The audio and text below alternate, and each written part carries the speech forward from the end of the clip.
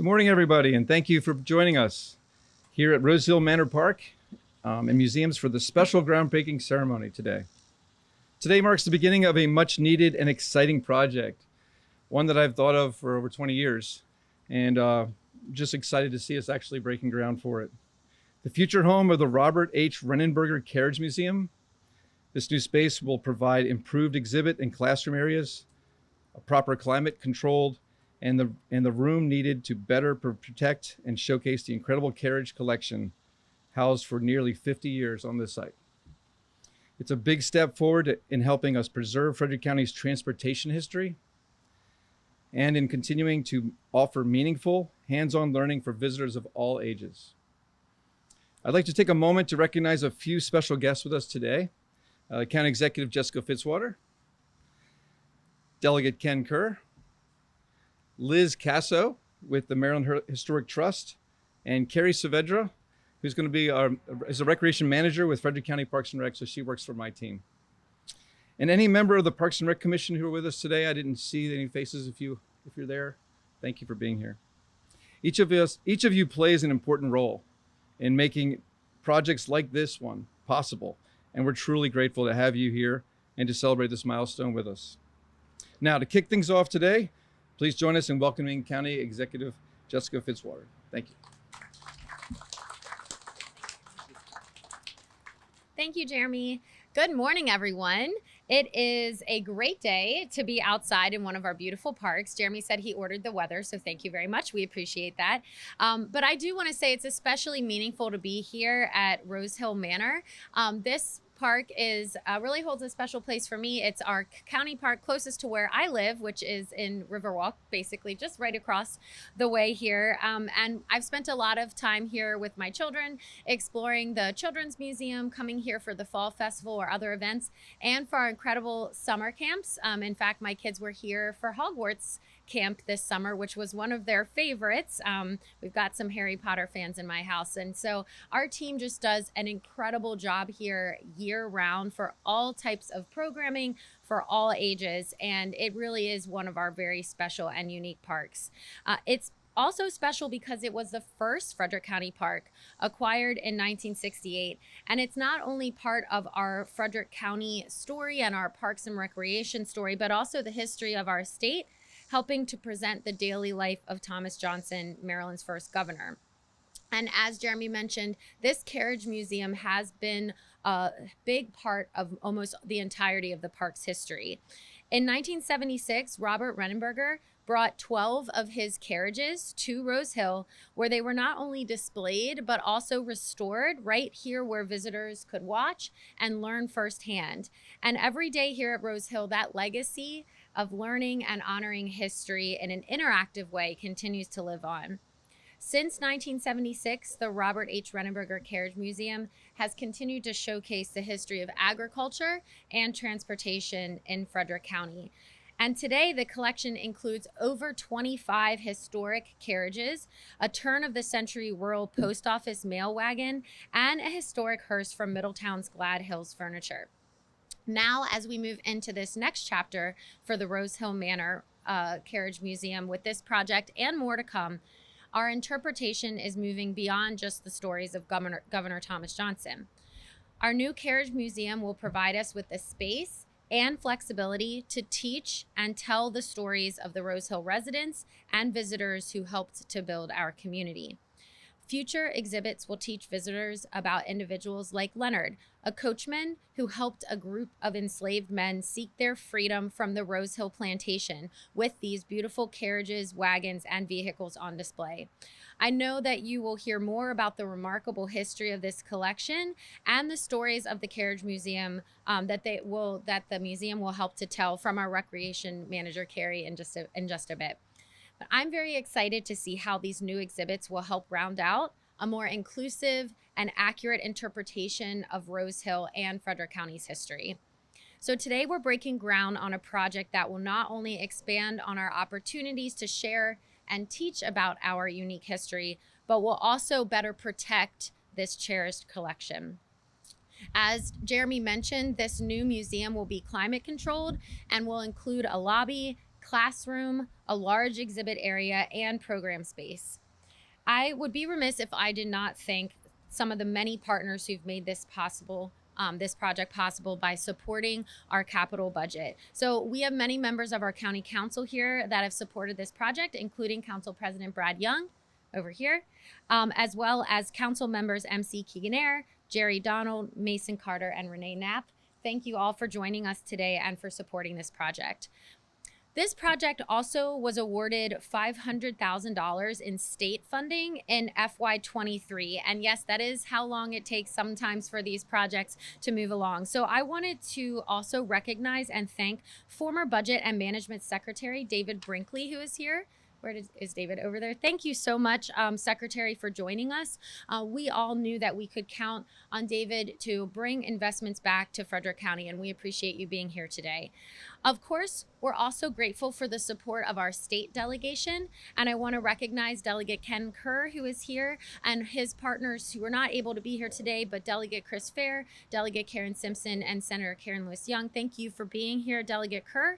And finally, again, I'd like to recognize our incredible Parks and Recreation team, including our Director, Jeremy Courtwright, Joe Hayden, and our Museum Manager, Amanda Venable-Kramer. Can you give a round of applause for our team? And if you're one of our Parks and Rec members, can you just wave, please? We really appreciate you guys so much. All right, well, I cannot wait to be back here next year for the ribbon cutting. I really appreciate all of you being here to help support this project and to celebrate this groundbreaking. And now I'm excited to welcome up Delegate Ken Kerr to also provide some remarks. Thank you all.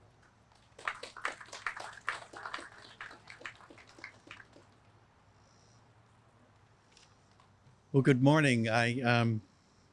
For a few very enjoyable years, I served on the Parks Commission thanks to Brad Young. He was president of the Board of Ed when I served as a member, and he was kind enough to appoint me as the board liaison. And it was one of the most enjoyable parts of my service during that time. One of my favorite commission activities was when we would take our annual tour of projects under construction and get updates on how things were going. And undoubtedly, had I been on this year, this would have been on the itinerary. But now, as a delegate, I'm very pleased to have been able to be part of the team that put together the $500,000 towards this project, and to be able to be here today to celebrate with you. And I hope, on behalf of my colleagues, Senator Karen Lewis Young, I have to remember people's names now, Delegate Karen Simpson, and Delegate Chris Fair, just how pleased we are to be able to support this, and looking forward to coming back next year for the ribbon cutting.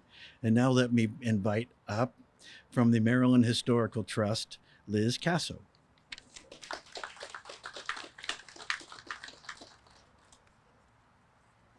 Hello, everyone. I'm Liz Casso with the Maryland Historical Trust. I'm a preservation officer and architectural historian, and so happy to be here today.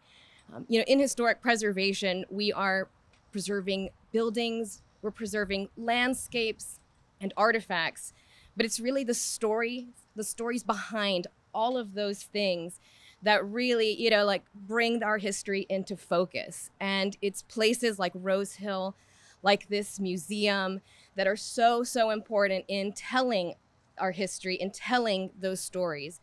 And you really need not just that, but people like all of you who have chosen to be stewards of that history, of this history, so that it's preserved and future generations get to experience and learn from it. And at MHT, we're just so happy to have been a small part of the process of this development of this project, and we're so happy to be here today to celebrate it with you. So thank you.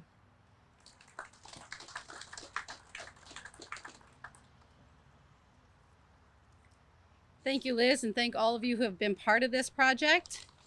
So in 1975, just a few short years after the museum actually opened here in the Manor House, we were projected to be a center of interpretive history here for Frederick County, especially as it relates to agriculture and transportation. And the construction of this new building will continue to contribute to and enhance that vision.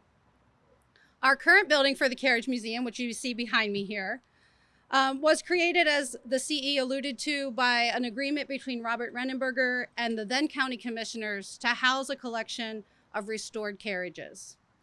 And as we approach the 50th anniversary of the creation of this museum space, we are thrilled to break ground on this new building. Frederick County Parks and Recreation is proud to be able to maintain and provide public access to this collection of artifacts that allow us to interpret the transportation history of the county, as well as the larger history of travel and its connection across time. As one of the few remaining repositories throughout the country of carriages, we are honored to be able to hold within our collection items unique to the history of Frederick County, such as the Glad Hill hearse, which the CE mentioned. That hearse was used throughout the Middletown Valley in the late 19th and early 20th centuries. We have also been able to preserve not only that unique item, but others that are significant to the history of Maryland, including that postal truck, which has helped ensure communications were progressing across the state. The Carriage Museum, though, will do more than just hold these items and this collection for a long time. It is integral to the meeting of our mission, which is preserving and presenting the living heritage of the property from 1746 to 1950 in a hands-on and child-friendly environment. This interpretive mission includes tracing the story of Governor Thomas Johnson and the individuals who lived and worked here throughout time, as well as that history of agriculture and transportation. The new building for the Carriage Collection will complement this mission in a variety of ways, with exhibitions and interactives that will highlight how the carriages were utilized in the movement of goods, communication, and even in the building of a nation. As we celebrate the US 250th, we will highlight the impacts of travel and transportation on the Revolution, as well as the individualized stories of those who were responsible for maintaining and utilizing those carriages daily. Such as the story of Peter, who was responsible for using the wagons to transport agricultural products from this property while he and his family were enslaved here from the Seven family and used the carriages here to transport them wherever they chose to travel. It'll include the story of Moses, who was enslaved by the Graham family and labored in the creation of county roads that allowed for greater ease of travel, and to how the development of such roadways and cars allowed tourism to thrive here in the 1920s and the 1930s when Rose Hill was an inn and tea room. This new space will allow us to highlight the variety of ways that transportation played a role in the lives of Rose Hill's residents, as well as the evolution of travel over time. As we conclude today, I encourage you to visit the current carriage collection here in the current building, as well as the shadow box display here to my left. These items in the shadow boxes are from the archaeological study, as well as surface collection of items that are happening currently. These items are allowing us to better understand the cultural landscape of the park and will allow us to illustrate the stories of daily life here in our exhibitions. Thank you for coming today to celebrate this historic milestone in the timeline of our museum spaces. And with that, I'll turn it back over to Jeremy.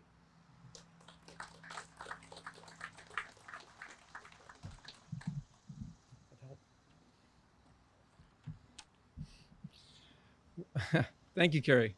You guys have the feedback. I don't have the feedback on my side, but thank you again for all the speakers. Thank you for all your kind words. I appreciate it. This place, Rose Hill, means so much to many of us in Frederick County Parks and Rec, and myself included.